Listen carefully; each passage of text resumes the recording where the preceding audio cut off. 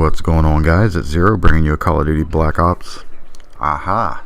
No, this isn't. This is Call of Duty Ghosts. Oh crap, Zero got Ghosts. I originally wasn't planning on buying this game. My brother ended up buying it for the 360, and then he bought the Xbox One copy at full price, and then gave me his copy of Ghosts for the 360, so thank you very much for that, Bill. Where have I been? Let's see, I moved. My girlfriend and I bought our house. We're all moved in and everything's set up now.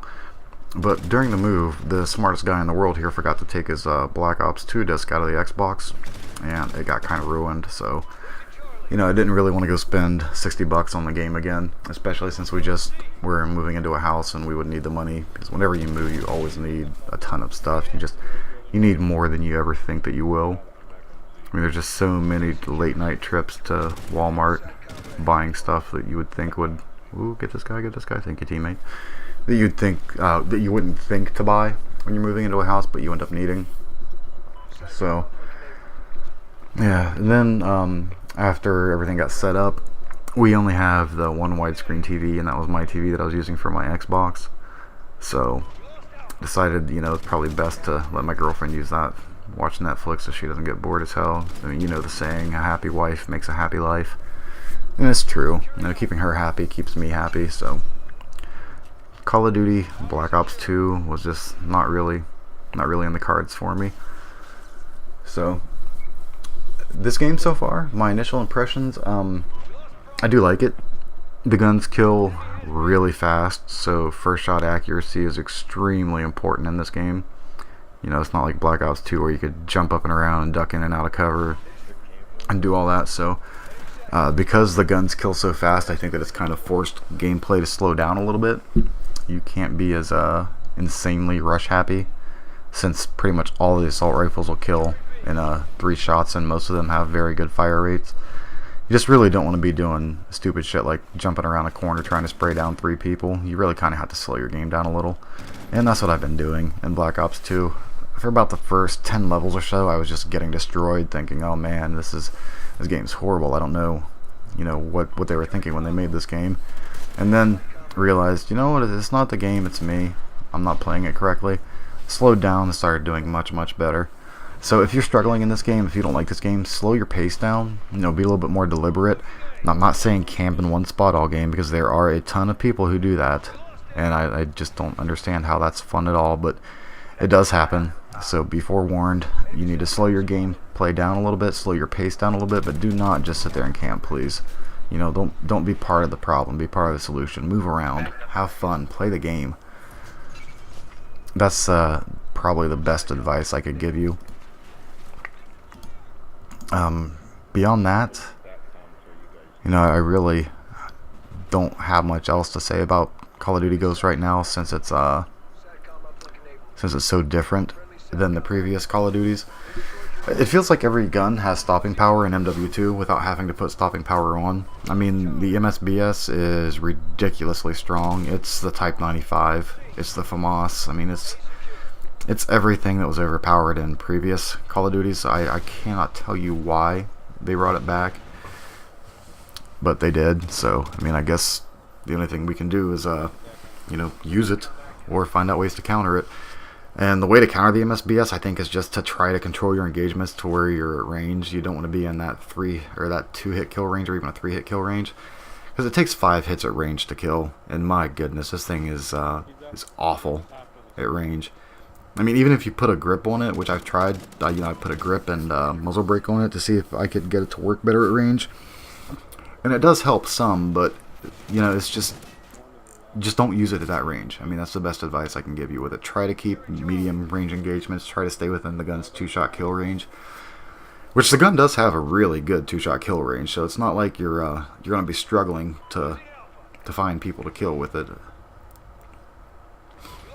Beyond that, I've just been enjoying the game, and I mean that could be the old you know, Call of Duty honeymoon. Whenever a new Call of Duty comes out, for like the first week or two, or you know, even the first month or two, you have a blast playing it, and then you start realizing all the little different pieces of bullshit they put in the game.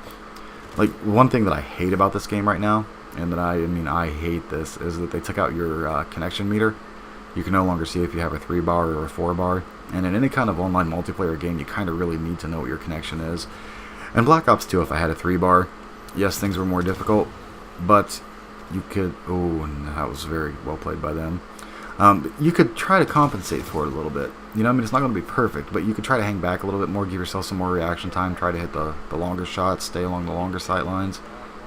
Just like if you had a really good connection on Black Ops 2, your best bet was to throw in an MP7 or a Vector and just try to go, you know, right up in everybody's face, spraying them down all day long. But in this game, because of the ridiculous time to kill that most of these guns have, I mean, check out Drifter's video for time to kill and see how insanely fast these guns kill. Like the MSBS at close range kills in 0.06 seconds. That is less than, well, that is almost 1/20th of a second. That is an absolutely ridiculous time to kill. Like, there is nothing, I don't think, in any game I've played that, you know, I mean, even sniper rifles, that's almost as fast as a one-shot kill sniper rifle. You know, that's just craziness. I mean, you do have to be accurate with it, though. I mean, there are some balancing factors, but I'm not going to try to defend this gun and say that it's balanced in the least, because it's really not. It's, if you have an accurate player with the MSBS, you're just going to be rounding corners and getting one-shotted. It's going to feel like, I mean, like, look at how ridiculously fast that was right there, that kill. I mean, that's just crazy. At 0.06 seconds. What were they thinking? Other than that, the thing that I really wish that they would have done with this game, and apparently it's not as big of a problem on the next-gen consoles, but on this system, on the 360, I have a hell of a time seeing people. Like, the color palette for the character models is extremely muted. Like, it's ridiculously hard to see some of these people on some of these maps. I mean, what's the map Prison Break? If you get somebody in a ghillie suit sitting in those bushes, I mean, you're going to have a hell of a time seeing them. And what's the other one? Stormfront, where there's that tall grass in the middle. You're going to have a really difficult time seeing them too. And it's just, you know, it feels like a Wasteland in Modern Warfare 2. I think that was the name of it, Wasteland. I can't remember. But it was just, I hated playing that map because all you had is a bunch of bushwookies just, you know, trying to hide in the tall grass and just shoot people as they pop up. You know, I mean, it's not Call of Duty, that's online whack-a-mole. I can't believe that they didn't test that enough to realize that those color palettes just aren't bright enough. But other than that, so far I'm loving the game. Even without the connection meter, the connections still seem pretty decent. And I don't know if that's because they've improved netcode or just because they've improved matchmaking. I honestly couldn't tell you. But it feels better. I don't have any empirical evidence that it's better, it feels better. And here's another double kill. So, you know, take what I'm saying with a grain of salt. The game right now is fun. The game right now is flawed. And I'm sure as people discover more of the game's flaws, then the game will become less fun. But that's how Call of Duty always is.